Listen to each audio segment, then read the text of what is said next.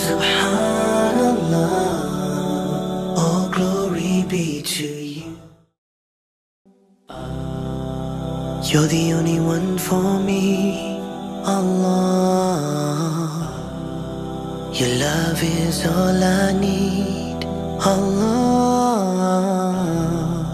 You've given so much to me, Allah.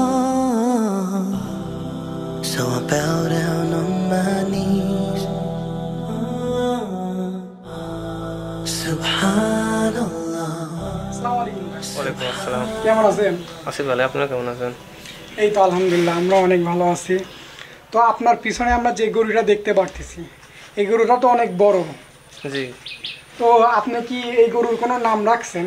জি, এই গরুর নাম রাখা আছে লাল বাদশা। ও আচ্ছা, আপনি ভালোবেসে এই গরুর নাম লাল বাচ্চা রাখছেন। জি, ও, তো এই লাল বাচ্চা রাখার পিছনে কারণটা কি? এমনি মানে চেহারাটা লাল, সে কারণে নাম লেখা আছে লাল বাদশা। এই গরু কি আপনার খামারে নতুন মানে বাচ্চা না কোনো কোথাও থেকে কিনে নিয়েছেন আপনি? না, এটা আমার গাভীর পালের বাছুর। ও, তো কয় বছর ধরে এখানে লালন পালন করতেছেন? 4 বছর যাবত। এটা কি জাতের গরু? এটা শাহিয়াল জাতের বাছুর। কি কি খাইতে দেন আপনার গরুকে আপনি? ভুসি, কাঁচা ঘাস, গোখাদ্য এটা সেটাই আর কি, আর খোল ভুসি এটা সেটাই খায়।